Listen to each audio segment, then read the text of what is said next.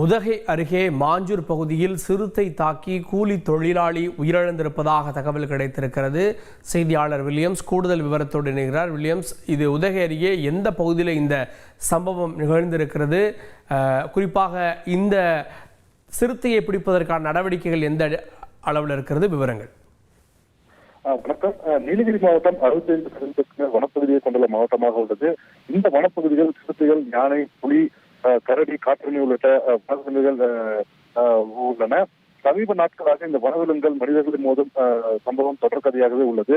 இந்த நிலையில் உதகை அடுத்துள்ள பஞ்சூர் என்னும் பகுதியில் சிவசக்தி நகர் பகுதியைச் சேர்ந்தவர் சதீஷ். இவர் அருகில் உள்ள தேயிலை தோட்டத்திற்கு பணிக்கு சென்றார். பணியை முடித்துவிட்டு மாலை வீடு திரும்பும் பொழுது இவரை சிறுத்தை தாக்கியுள்ளது. சிறுத்தையை தாக்கியது சதீஷ் இந்த சம்பவ இடத்தில் உயிரிழந்துள்ளார். சதீஷின் சத்தம் கேட்டு அக்கம் பக்கத்தினர் ஓடி சென்று அவர் உடலை மீட்டு தற்பொழுது மருத்துவமனைக்கு வந்து கொண்டிருந்துள்ளனர்.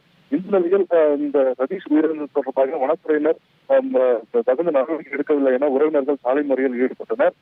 தற்பொழுது காவல்துறையினர் அவர்களிடம் பேச்சுவார்த்தை நடத்தி சாலை மறியலில் ஈடுபட வேண்டாம் எனவும் வனவிலங்கு தாக்கி உயிரிழந்த சதீஷுக்கு உரிய நடவடிக்கை எடுக்கப்படும் எனவும் தெரிவித்ததன் பேரில் சாலை மறியல் கைவிடப்பட்டுள்ளது. தற்பொழுது வனத்துறையினர் இது குறித்து தெரிவிக்கையில் உயிரிழந்தது சதீஷ் என்பவர் வனவிலங்கு தாக்கி உயிரிழந்தது சிறுத்தையா அல்லது கரடியா என்பது தொடர்ந்து விசாரணை மேற்கொண்டு வருவதாகவும், கரடி என்பதுதான் முதற்கட்ட தகவலாக தெரிவிக்கிறது என்று வனத்துறையினர் தெரிவித்துள்ளனர். இருப்பினும் அந்த பகுதியில் 2 நாட்களுக்கு முன்பு 2 சிறுத்தைகள் சண்டை கோஷமாக தேயிலை தோட்டத்திற்குள் உலாவும் வீடியோவும் தற்பொழுது வைரலாகி வருகிறது.